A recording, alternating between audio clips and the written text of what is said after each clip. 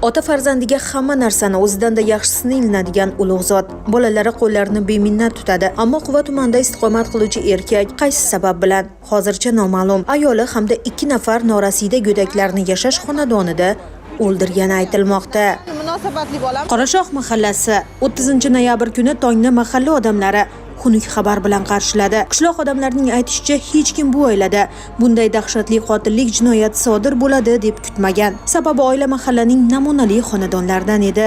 Ularning oilasi mahalla-ko'ydan so'rasangiz ham hali aytishadi, bir janjal bo'lib, bir mahallaga naqa qilmaganda, arzdod qilib chiqqan xo'jalik bas. U yerda jiyanim bilan sinfdoshda ichganmi dekinlar, biz ichmaydi, ichmaydi.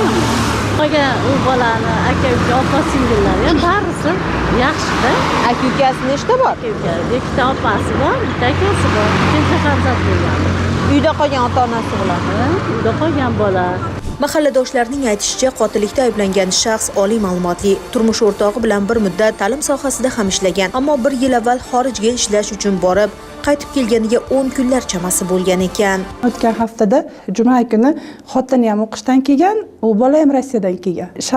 Shanba kunlari birga bo'lishib oila, dushanba kuni yana qaynonasi farzandlarini olib Qo'qon universitetiga o'qishga ketgan edi. Qaynonasi farzandlariga qarab o'tdi.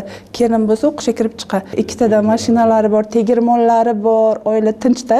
Bir qanaqadir kamchilik orqasida mana kelinimiz 8 yil bo'libdiki, 7 yildan beri o'qitadi oila. Birga turadi, kelinda o'zini tashab qo'yib, hali gap so'zlar bo'lib, unaqa narsa yo'q-da.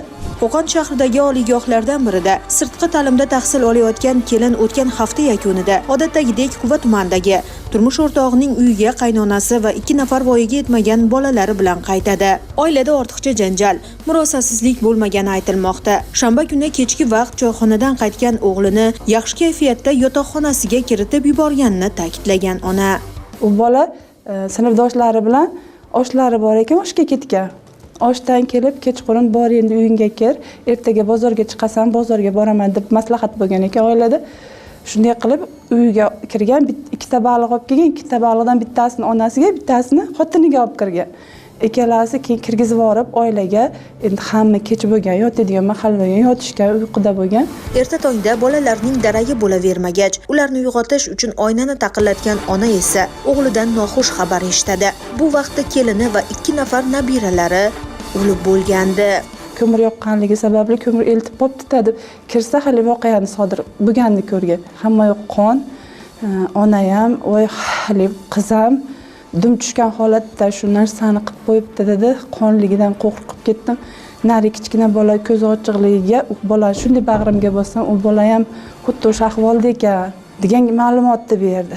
Ma'lum bo'lishicha, o'z oilasining qotiliga aylangan shaxs 31 yoshda, marhum ayol esa 34 yoshda bo'lgan. Otasini qo'llarida jon bergan qizaloq endigina 5 yoshdan oshgan. O'g'li 2024-yilda dunyoga kelgandi. 29 noyabr kuni Farg'ona viloyati Quva tumanida turmush o'rtog'i va 2 nafar voyaga yetmagan farzandini qasddan o'ldirgan erkakka nisbatan Jinoyat kodeksining 97-moddasi, ya'ni qasddan odam o'ldirish bilan jinoyatchi qo'zg'atildi. Gumonlanuvchi shaxs protsessual tartibda ushlandi. Tergov harakatlari davom etmoqda.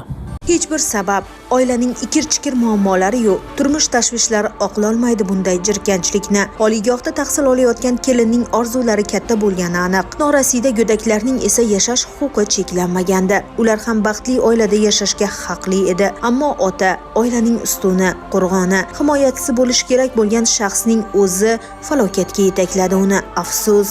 Holatning boshqa haqiqatlari esa tergov va surishtiruvlar yakunida sudda albatta oshkor bo'ladi. Maftuna Mamasdik va Abdulloh Rashidov, Ruxsor News informatsion dasturi uchun maxsus.